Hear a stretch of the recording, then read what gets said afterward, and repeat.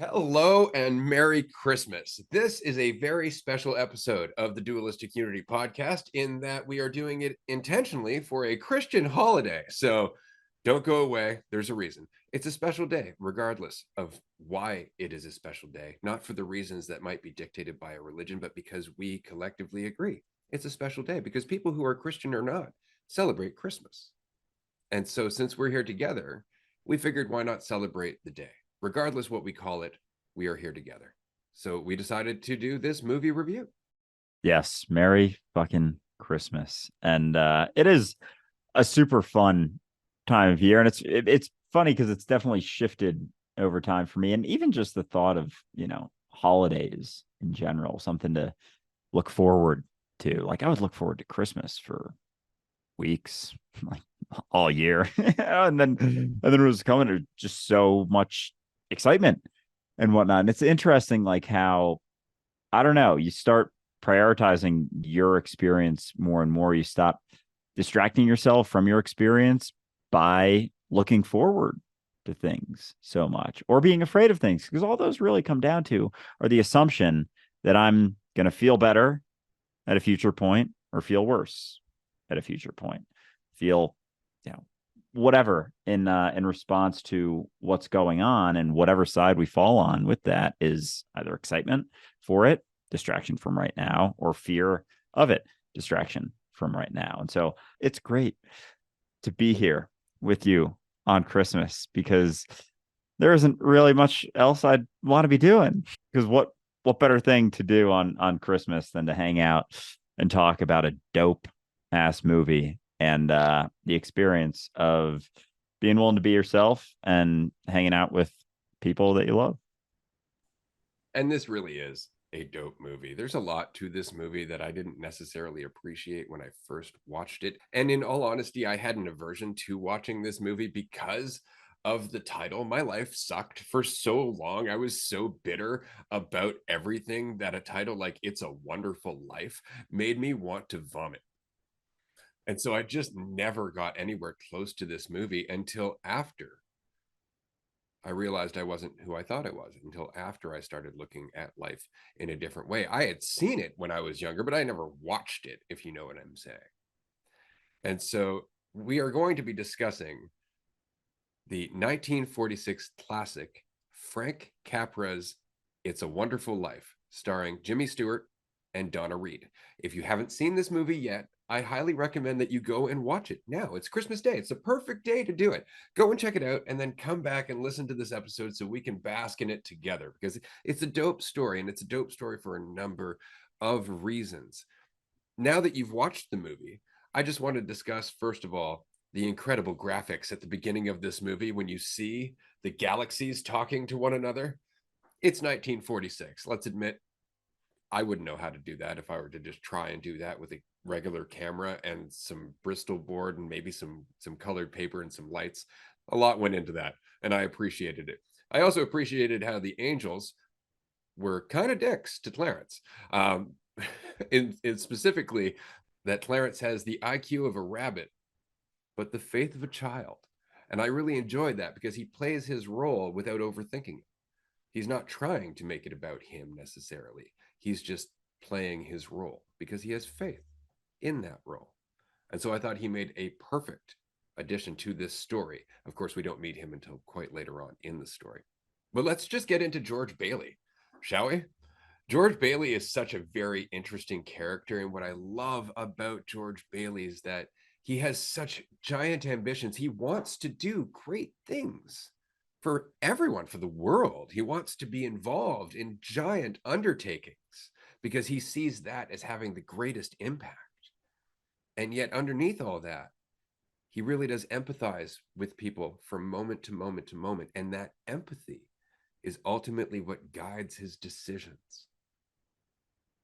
And so it's so very interesting to see George looking to the future and suffering and being frustrated, while he is at the same time playing a role that if he were to look at it with clarity, he would gladly choose. And it's interesting too, and just to, because we're going to be bouncing around all over the place, I'm sure, but when he goes to to jump off the bridge. And this is just kind of indicative of his character. Everything that he is one of the quotes from Bert. Says he never thinks about himself, God. That's why he's in trouble.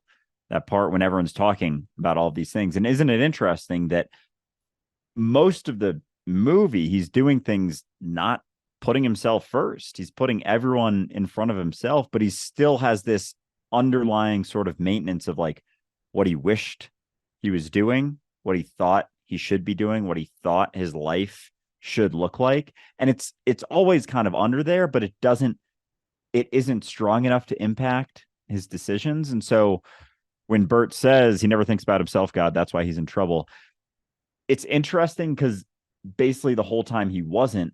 But then as soon as he does, as soon as he starts coming up with this idea of how he wishes his life was or wanted his life to be, and it just doesn't match up with how he sees his life right now. It's like the moment he thinks about himself, which is the power of like our self-concept, is as soon as he does, he walks to a bridge to kill himself. And it's been festering under the surface for his life, kind of maintained as he's gone through. And it's interesting because as he's doing the things, there isn't any begrudgingness to him. And yet when he has time to think about it, there is. But any of the scenes where he's doing stuff for everyone else, whether it's, and we'll get into all of these, I'm sure, but like the bank run scene, jumping in to save his brother, all of those things, he's there in the moment. He's actually, enjoying the experience. Like they toast after the bank run, despite having no money left for the honeymoon, and they're laughing and having a great time. And so, but then, towards the end, as soon as he has that thought about himself, his opinion of how things should be relative to how they are, it's like it goes to the extreme of going to kill himself. Well, and it's a build for sure. Like it's just one thing after another. First, he gets home, and there's the ball at the top of the stairway that consistently falls off. So you can see how that would be frustrating. And then his kid comes over and he says, "Hey, hey, Dad, have you seen the neighbor's new car?" And George feels threatened by that. It's like, what's wrong with our car? And then his daughter is sick, and it's because he feels they live in an old drafty house, and of course that reflects back on him, and it all just starts falling apart. And he starts looking at his whole life as if it was just all one big mistake, not in fact looking at all the relationships, at the fact that his children love him, not looking at his relationship with his wife or all of his friends or any of that. He's just looking at all of the evidence that he's a failure. And it's ultimately because things were falling apart.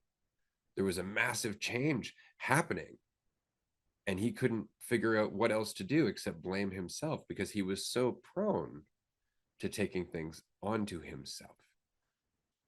There was a point where he was having a meltdown, and he was talking to Uncle Billy, and he's like, this is going to result in scandal and jail time, and I am not going down for you. And then later on, when he talks to Potter, he straight up says, I lost the money. So it was just a matter of time until George went back to being empathetic George, putting other people first. That was how Clarence saved his life. It wasn't by trying to stop him from jumping off the bridge. It was by jumping off the bridge himself, knowing that George would put him first. And I really appreciated that side that you were talking about, Clarence and the God and the angels and everything before, but how much Clarence was just willing to be himself. And that was an extreme, like literally a leap of faith right there by Clarence, but understanding George and where his priorities lie, like it was the one that made sense. Like he couldn't have done anything else, couldn't have talked him out of it. He had to, do it to show him, and then show him everything that he was missing because he was focused on his opinion of himself. And the way that sort of skewed throughout his life was taking things on himself, which can then turn into focusing on himself and thinking, negatively about himself. Like he doesn't see the impact that he's having on everyone, despite putting everyone first the entire time. And so then showing him, his life without, you know, without him involved and like all of the impacts that he had, he starts to realize like, oh, maybe this perspective that I'm holding on to isn't just me, but it was like he was spending his entire life putting everyone else before himself. And yet, especially in the world that we're living in, we saw it reflected in different characters. I mean, we saw his dad very much being a reflection of that, of never thinking about himself, because so much of our thoughts about ourselves, our idea of ourselves, like we have to maintain that by thinking about ourselves, but that isn't just a conceptual thing. Like it plays into the actions that we take, the things that we do, how much I'm thinking about myself in the activity that I'm doing, which George basically never did when it came to the actual actions of things, but he was still able to conceptualize via his opinion of things on top of the actions. There was a quote on the wall of his office by his dad that was really quite appropriate, which was, all you can take with you is that which you've given away. And that says a lot, not just about his dad, but about maturity as a whole. As you start to be able to put other people first, you start to see how much of an impact you are really leaving behind. It's not about you getting anything at all. And George really took that to heart. You could see, even when it came down to facing things, like he would look at that quote and kind of remind himself what he was doing when the bank run was happening. Right? This is something that helped him maintain that focus. And so George had that influence early on. Like, as you said, he saved his brother, and his dad recognized it when they were sitting down for dinner before the school dance. His dad said, "You were born older." And it's not that he was old, it's that he was mature enough to put other people first, to be sensitive, to be aware, as opposed to just focusing on himself all the time. And so I thought it was interesting that his dad recognized that. That said, now that I've brought up the dance scene, and I just want to remind everybody to check out that dance scene if you haven't yet. If you haven't watched the Charleston, it's a good scene. But that said, there is this moment. I've always wondered this, and if anybody can answer this question for me in the comment section, I will very much appreciate it, where George is dancing with Mary, and the guy that was trying to dance with Mary is kind of bitter and pissed off and sitting off to the side, glaring at George. And then this other guy comes over and he says, "Do you know that this place is built on top of a swimming pool? And do you further know that George is standing on the crack and that I have the key?" And I've always wondered to this day, who the fuck was that guy? That is a great question, because they just brought him up. I was going through that, like, where did that motherfucker come from? Like, what is, like, there's some symbolism there. Just like, did he even exist? Was he just like the sort of devil on the guy's shoulder that just like appeared? Was he actually there? Or was he just a figment of the guy's imagination that like was able to explain something to him that was like in there, and an understanding that was in there? Yeah, exactly. Oh my god, that's fucking funny. And so that scene's just awesome, and just goes to show how much you can turn one thing into anything, like into something else. Like and there was kind of like I freaked out for a second, because I didn't realize, like, I wasn't sure how far down the pool was. Like, I couldn't tell the depth, and I was like, are they about to like is this about to be this traumatic thing where like they both fall on their necks and the rest of the movie they're like in wheelchairs the whole time? Like, because this is the first time I'd seen it, so I was like, I was kind of on edge, like, and they keep going back and forth and back, and they really build it up for you. And then, they fall into the pool and they just keep dancing. And then everyone jumps in. And that, I was just cracking up, because it's all these people who are like, maybe a little bit more tense, rigid, whatever. And then they see them jump in. They're like, yeah, let's do it. And then it turns into this whole fucking crazy ass party. But I loved that scene. That was, yeah, in terms of like just subtle influence based on your response to a situation, is something that most people would think of as like, oh no, they fell in the pool. Everyone got all dressed up for this thing. And it's like, is it about getting dressed up? Is it about looking great for everyone else, or is it about enjoying the experience? And what more fun of a thing could you do than in a dance where you didn't even maybe realize there was a pool? So then there's a pool and everyone's jumping in, everyone's diving in, having a great fucking time despite being soaking wet. And it all came down to George's response to what was happening and Mary's response. And that's why Mary was such an incredible character, because while George was fixated on this ideal future, Mary was fixated on being with George, on George being happy in his life as it was. And so I thought that was great that she was just so incredibly supportive and at the same time empathetic to somebody who was showing empathy to everyone else. She genuinely appreciated it to the point where she willingly gave up all of their honeymoon money during the bank run. What kind of a person does that? Especially if that person's like, yeah, it's our honeymoon. This is something I've been looking forward to. Mary did in that moment what George was having problems doing for his entire story. She let go of the future. She let go of what she wanted. And that's what was eating at George the entire time, is that he wasn't getting what he wanted. He didn't have the life that he wanted. That's why when he looked at Sam Wainwright, he would get frustrated. He even kicked his car at one point when Sam kind of made the joke that, I offered to get George in on the ground floor of plastics. It's like, it's kind of a dick thing to say, but it wouldn't have frustrated George so much if he wasn't looking at his life as though he could have been more. And that's ultimately what Potter used against George when he finally did say, I've got to bring George down. I need to beat this now.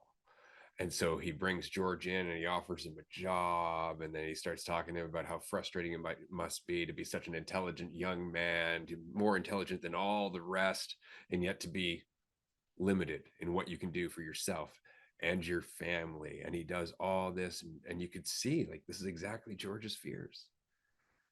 And George agrees. He's like, yeah, this would be great. Oh my God. And he goes to shake his hand. And right there, as soon as he's in the moment, as soon as the moment is actually happening and he stops thinking about the future, he can tell this doesn't feel right. And I really enjoyed Potter's character in this movie. I don't know who the actor is, but he plays a fantastic slime ball for sure, right? And George described him very well.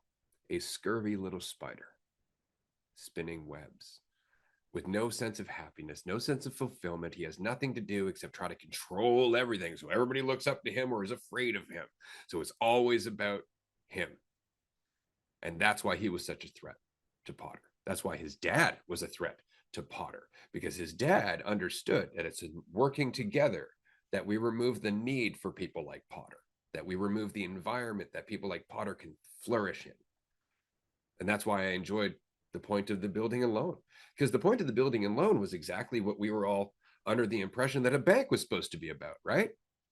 You bring your money into the bank, that money gets lent out to other people in the community so that they can make more of their lives, and then you get a little bit back for your help, and everybody benefits. But that's not banking at all. The banking system doesn't run like that at all. But the building and loan did.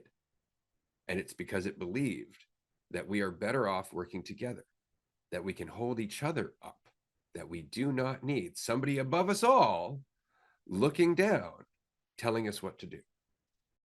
All said. Yeah. And I think they did a great job with Potter of just expressing, or him being symbolic of, a given mentality, like of just so focused on yourself and what you think is the right way, and just having control, having power, and yet having nothing in your experience, like just a shell of an experience, because there's never the consideration of anyone else, like ever. Like it doesn't cross his mind, and how much that's reflective of our collective mentality in so many ways. Like we're taught and brought up to like prioritize ourselves, and that's our downfall, is to think about ourselves, prioritize ourselves, what's best for me, what's right for me, entirely focused on that, thinking that that's where it's gonna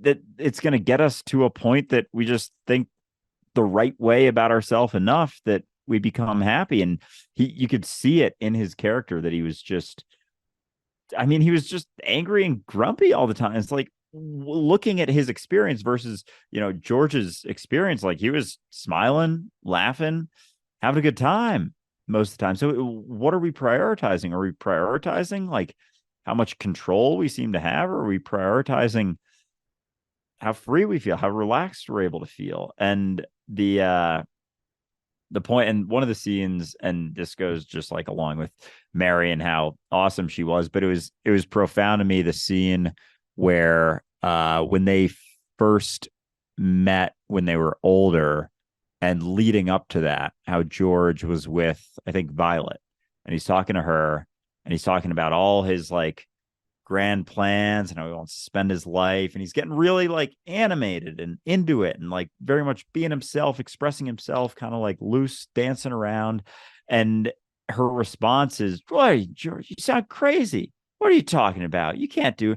And then kind of starts laughing at him, and then all of a sudden all these people pile in and like just start laughing about him just having a dream, a different perspective, some other way of living that isn't this, materialistic point of view that most people are maintaining, most people trying to be Potter. And so he leaves that situation, and it's just like, oh, fucking hey, you feel that so hard, because he went from like feeling great, just being himself, to just plummeting. And then you see it play out in the next scene with Mary, where she's just excited, so excited for him to be back. And he is grumpy as shit. And again, this is the first time I was watching it. So, like, I don't know how things play out at this point. I was like, fuck, no, no, dude. Just because I saw that it just stemmed from that situation where he's feeling all embarrassed and down. And then it's just expressed, put back on Mary, where he's just sitting on the couch, like, yeah, whatever, nothing. And just that being directly impacted by the scene before just hit home. And then, they talked to, what is his name, Sam Wainwright, and like eventually, obviously, hopefully you watch the movie and see things play out in a lot of different ways from there. But how indicative and how directly impacted he was. And a lot of times, there isn't someone like Mary there. And people just go through just one experience like that can have a ripple throughout someone's entire life.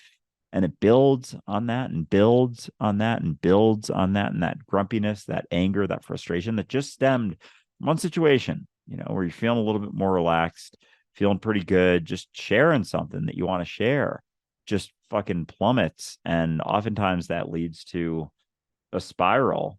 But it's just because you think that situation meant something about you, and see that those people were just as afraid, more afraid, and they had to lash out in some way, shape, or form. Well said. It's interesting because there's a point where his dad is describing Potter and says he's sick in his mind, sick in his soul. He hates anyone who has what he can't have. And that is the sickness that George is fighting throughout the entire movie. That he is becoming more and more resentful about everybody who has the life that he can't have. He puts it off. He's supportive. He's empathetic. He loves the people in his life. But underlying all of that, there is this feeling that he should have been doing more. That he could have been rich and traveling like Sam Wainwright. He could have been doing any of these things. He could have went into the military and fought against the Nazis if it weren't for the fact that he damaged his ear saving his brother. So each and every time there's something that George would like to see himself being able to do, and each and every time it's a choice that he made for someone else that stops him from doing it. And so it's the thought, like, man, if I had just made different choices, and that's something that he says to Clarence at one point. He's like, yeah, money's important. It took me a long time to learn that, because up until then he hadn't been valuing money. He had been valuing his relationships. He had been valuing empathy, doing the right thing, connection, community, his family, all of it. And so all of a sudden now he's like, yeah, control, right? Control would have been really good. And it's like, but then you'd end up like Potter. who constantly needs more control, who doesn't have any of those connections. This is why I love the fact that at the end of the movie, George is literally called the richest man in town.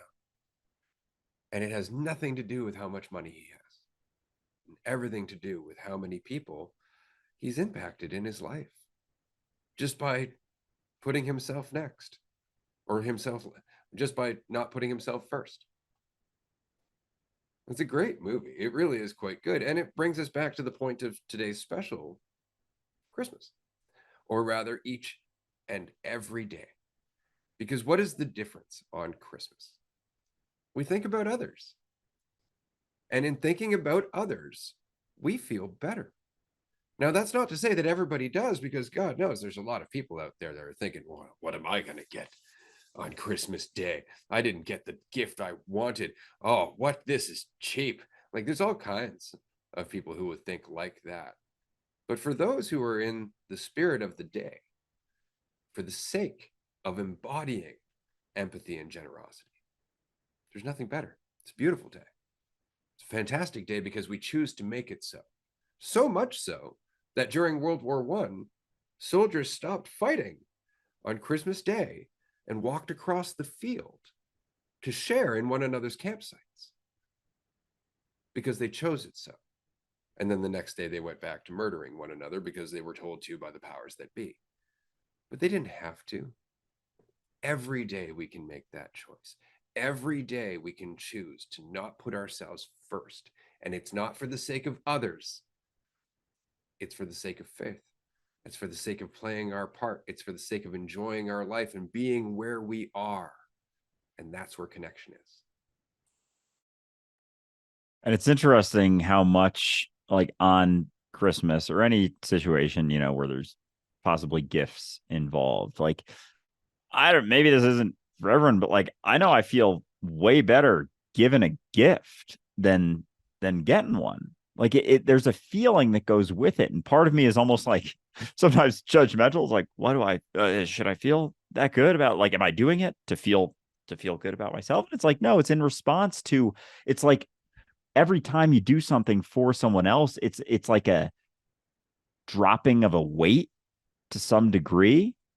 And like, we're wondering how to live free, how to live without weight. Like, is it just putting others first and not for the sake of being something or how you look, but just because there isn't the weight that comes with it, and you see that there is the potential for influence when you do so.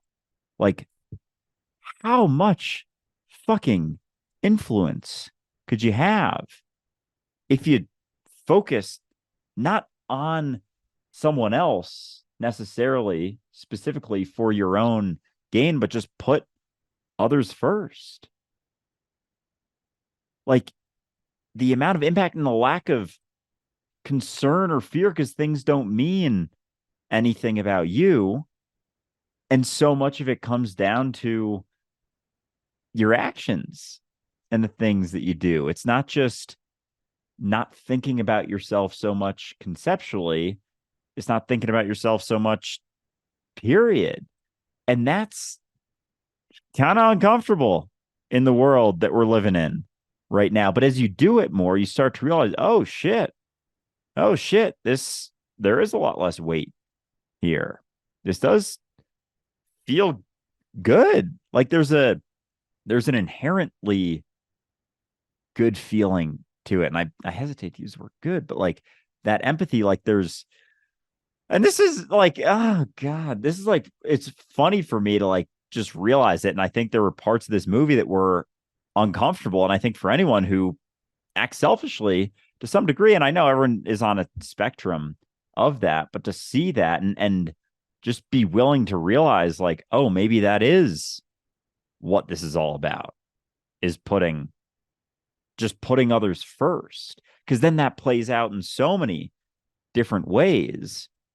And yet, as soon as, it becomes about you or what you think or wish should be happening or want to be happening, then, you end up very quickly can end up in a very depressive state because you believe that that's the truth, and discount. It's like that's all you can then see, and you discount everything that's happened for that. But yeah, it's a powerful time of the year for sure, because it's like we can realize that on a day, but we discount how we can live in a lot of ways. We think it can only happen on Christmas, but we don't realize what impact that has then on us in our experience. And the things that we psychologically suffer through change as our actions start to change. Man, isn't that true? Right? How many people experience some depression after Christmas? Or how many people start to feel a high as you get closer to Christmas? And it's exactly the same kind of sickness that George is going through and that old man Potter is suffering from. They're looking to the future, to what's going to make them happy, what's going to give them control, what's going to make them more, right? Instead of living today. And it's so interesting because when you do get caught up in that trajectory to an endpoint where you are more, that is obviously the right path, then you judge everybody else who's not on that path.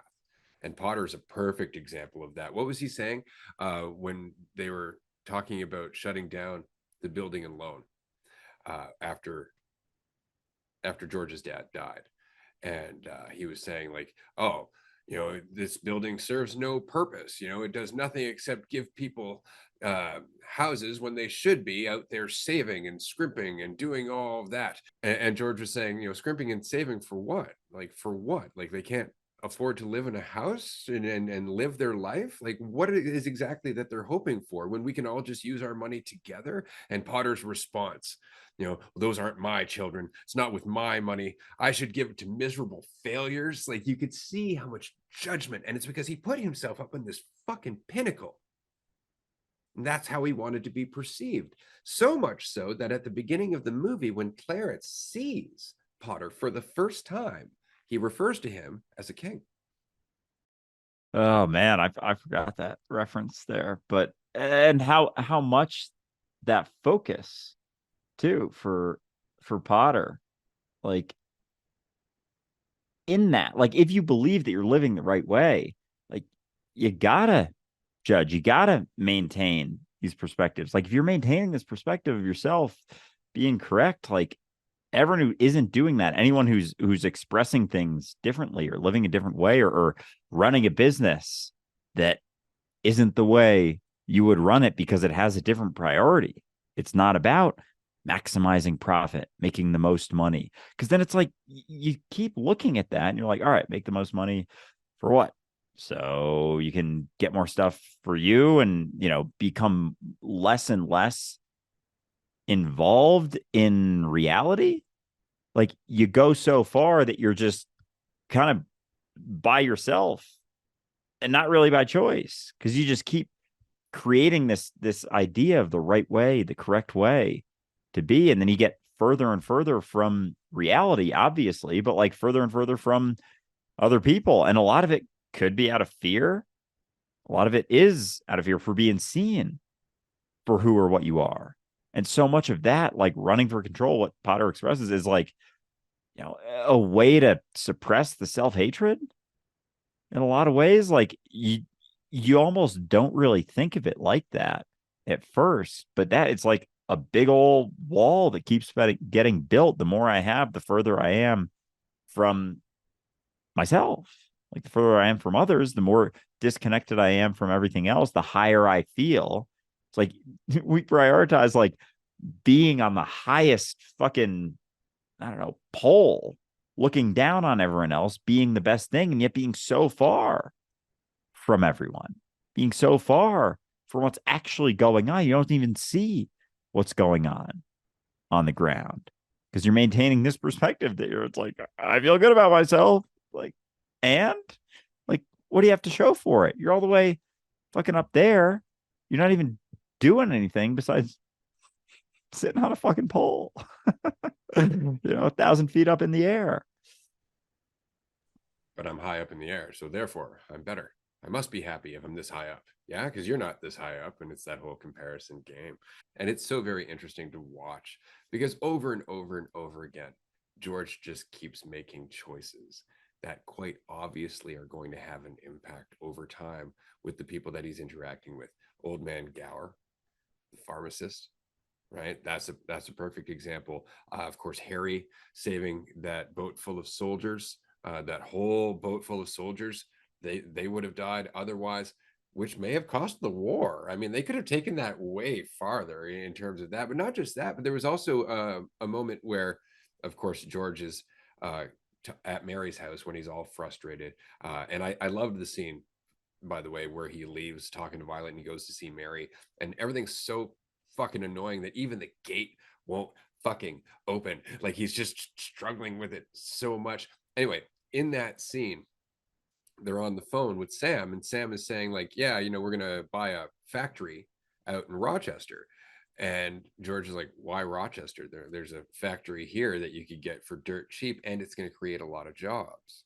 So even right there, George is thinking about the town because he didn't make any money on that whatsoever. He's just thinking about the town. And how many people in that town are now employed because of that one thing that George did without thinking about himself whatsoever?